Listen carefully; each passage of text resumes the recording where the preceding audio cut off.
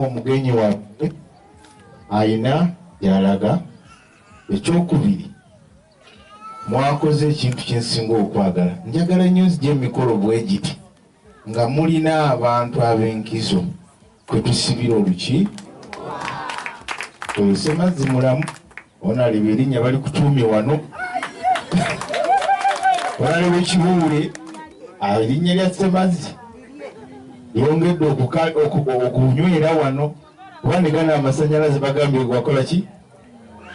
Kakati tetuli mu kwogera nti tunyumirwa ebiriwo, naye mpeereza Mbakali nani ebyo bifaananyi ebyo n'ako akatabo ako katono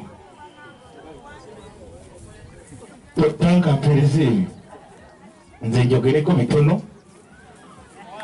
Bino ebifaananyi njagala kiyamani okwateko kimu okiraga abantu neyatuyise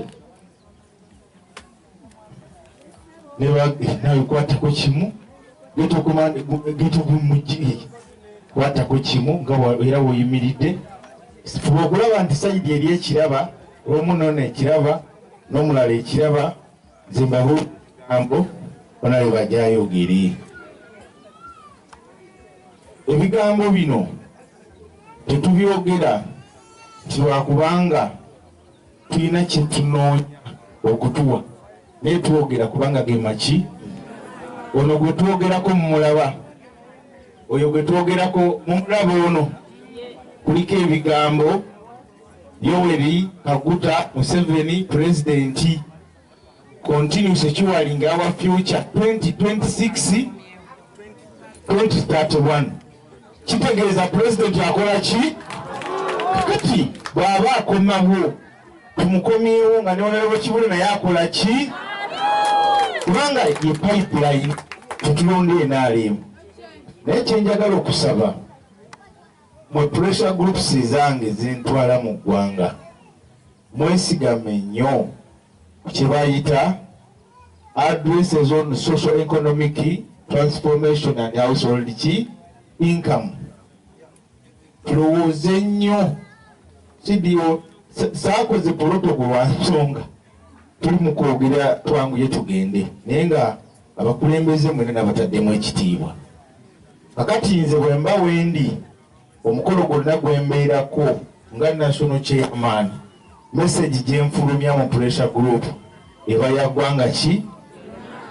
Kati chairman njagala abantu beesigame ennyo mu pressure groups okwogera ku nnyingiza eyaki ey'omu maka, kubanga omukulembeze waffe kyayagala tumuyambeko ffe nga bakola nakyewa mu byobufuzi by'ekibiina kyakulembera nga chairman w'oku ntikko.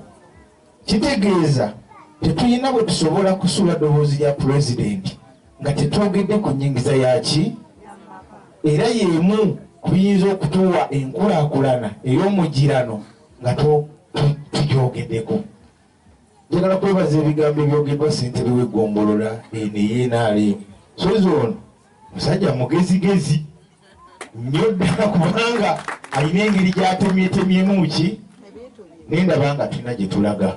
Maama weebale kutegeka mukolo guno, era njagala kwebaza Sadaati ono Katabira. Njagala bategeeza olwaleero ono nankyoliwa ogenda kukola message etejjako abantu ekakasize ddala mwami Sadaati Katabira. Nali namulonda dda naye waaliwo mwannyinaze Idris Mpaji ow'Ekayunga nga nali nasooka nemuteka ku lukiiko olukadde, naye nembaako ekifo kyemusuumusa mukyenjagala omuteekamu mu bakyala, ne tulonda Katabira Sadaati okubeera chairman wa pressure groups ogweta mukono, era ne mulagira okulonda olukiiko olwo lwakola naki. Kakati onaleba ebigambo biri bibiri mu pressure group katono nnyo. Pressure groups tulina obukulembeze bw'abantu 25 ku district level. Obukulembeze obw'abantu 25 buvaamu abantu 30 ku buli abakola ku ggombolola. kitegeeza bw'ajja ku disitulikiti n'abantu olukiiko lw'abirimu abataano oba oyina amabega w'abantu 100 abakukkiriza mu disitulikiti eyo. Kakati ne tugamba nti abantu abasinga bamanyi okuba ne kye bayita empalana, kubanga bantu walana ebitaliimu. Obasanga omukazi wali yejjanjabira abantu be bamuwalana ate nga bagambye agaba n'abalongo oba tobalina. Kakati ayinza okuba nga gwakolagana ng'oli tebakolagana naye ng'alinayo ow'ekyampi ow'eggombola kyendala kyampisi kategeeze nama nga ye gwakwatagana naye naye nga otugenda bonna mukono nosi bawagirani onalewo kibuuli babeera abantu 100 nga bakola mulimu gwa ggombolola. Abo be bavaamu abantu 10 abakola omuluka. Abantu abo 10 abakola omuluka ne bavaamu ne tubatayimuzinga muttu abali ku ze miliyoni 2 mu Uganda yonna ze tulina kati mu structures n'emitwalo 19 gye twagala okwongera ku pulezidenti ki Museveni na NRM. Tukwatagana bwe kituuka awo mwe temulaba nti values ziba zeeyongedde nga tulina abantu abakyuka okutwegattako n'abantu ab'enjawulo mu kufuna engeri gye bakolamu obukulembeze ne tugaziya nga tetukayanira ku sowaani emu. Kubanga ffenna tetugenda kubeera bakyamaani b'amagombolola nga sozi. Kati bwe tumala okukola omulimu ogwo tukwatagana n'abakulembeze abali mu bukulembeze obulala obw'ekibiina. Era sebona levo njagala kubula ebigambo bibiri. Nze abantu bensinga okuba nabo mu pressure groups beba abalebulwa eddoboozi mu institution za president nga abatalina buddukiro office of the national chairman ekyambogo nga bo tebalinayo buki, abatalina buddukiro ku secretariat ng'ekitebe ekikulembera ekibiina kyaki naye nga beenaalemu. Pulezidenti yagamba abantu kyaba abantu bakole ki, banneenoonyeze, nja kubakola ki, nze nja kubeerabira. Kakati yenze tuli wano tukwatagana. Kakati tusaagala babagambe tulinamu okulwanagana kwonna mu gurupusi zino. Gurupu ze boogera ndabye kyamaani waffe wa wano yayogedde ebigambo wano ng'atandika. Ebyo nayagadde nnyo kubanga yategedde obulungi bw'omubaka akukiikirira nga wa NRM ng'atuukirikika.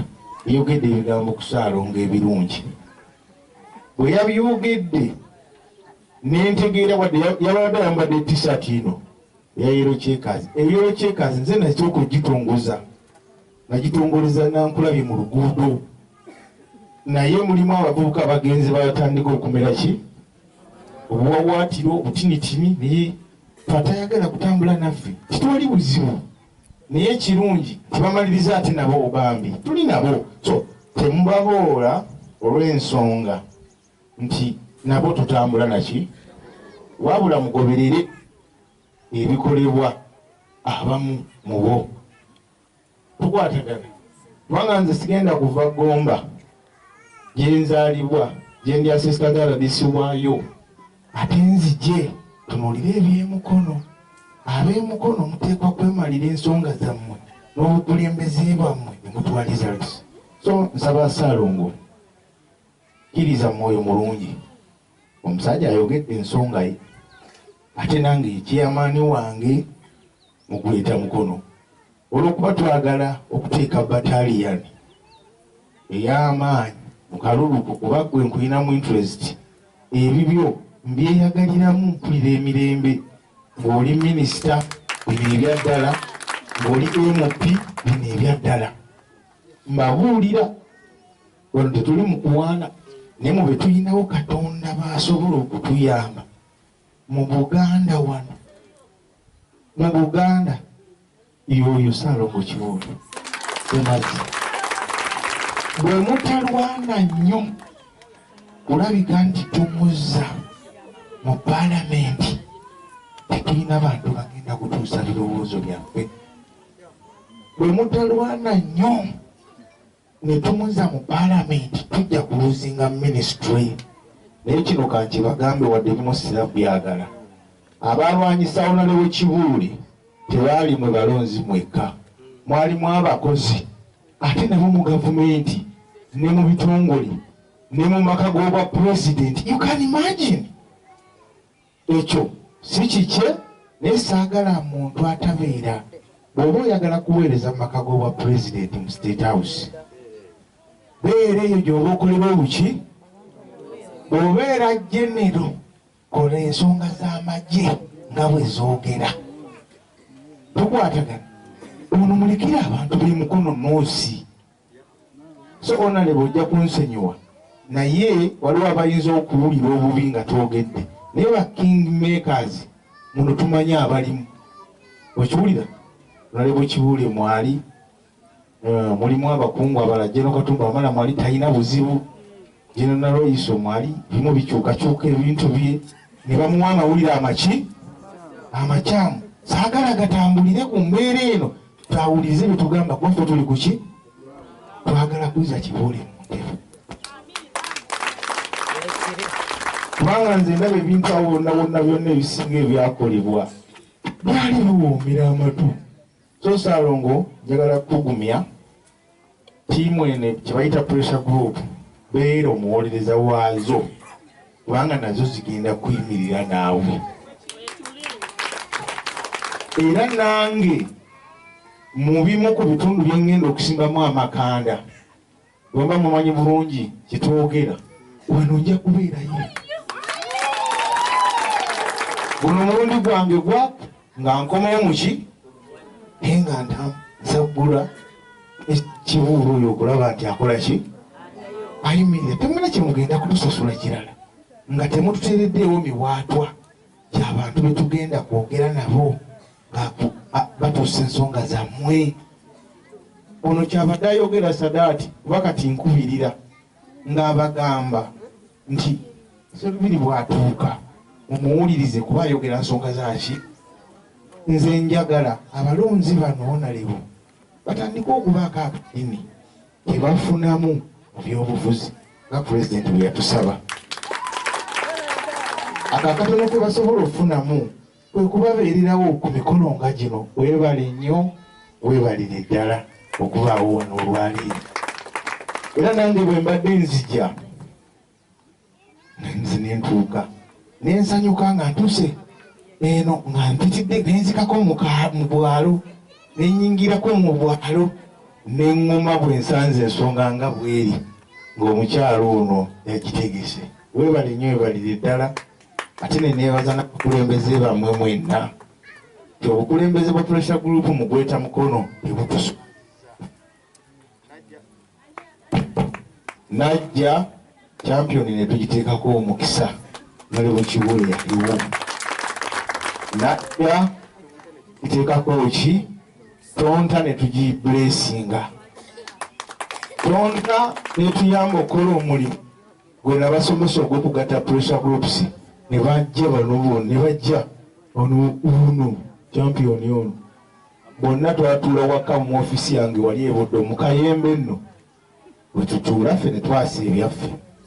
So temukyusa bigambo byammwe ate temukyuka lulimi. Ono muganda wange oyo munnamasaka abo mbadde nabo ebbanga ddene nga tuzimba ebintu byaffe mu nkukutu, nkolagana n'abantu bangi era akimanyi tetukolagana. Ate nze sinyiiga oba talina kyalidde kyange. Oli Kizito Zavuga muyimbi ate mutuse yiri bukoma nsimbi yazze eno kitegeeza mukwano. Era bannange muwaayo akadde n'ayimbako nga wona waali. Honorable abayimbi bano go bawegage bayimbe oyogere tugende. Aha kayogere bayimbe. So olw'obutayagala kuyisa budde mukkirize ebigambo byange biwooma mu kaseera akatuufu. Naye kasita mutegedde kino ekya okutambuza enjiri ey'ennyingiza mu maka gye tugenda okutuulako tugyogerere tuyambe ku mukulembeze ate nga maze n'obbalaga ekifaananyi kikino akikutte ti pulezidenti akomawo 2020 egayiridde nga nfukamidde mumuwa akalulu bannange kubanga kwetusibidde ate ne mukola ekifaananyi ekirungi kiikiri saidi eno pulezidenti Museveni bw'avaako General Muhoozi yaddako kabi kyakali mu ekyo General Muhoozi bw'akwata Honorable Kibule vice president tubate tulya bintu ani agenda okugaana embeera ng'eyo okutuwoomera mu ofiisi ezo saba Katonda akitu oba obeere prime minister tubatandise okulya muki kyensembyayo nakyo mpiteewo nalebo kiri kimu bano abantu ababagamba nti generation Z abatadde enkola ey'okwagala okuteeka okwekalakasa mu Uganda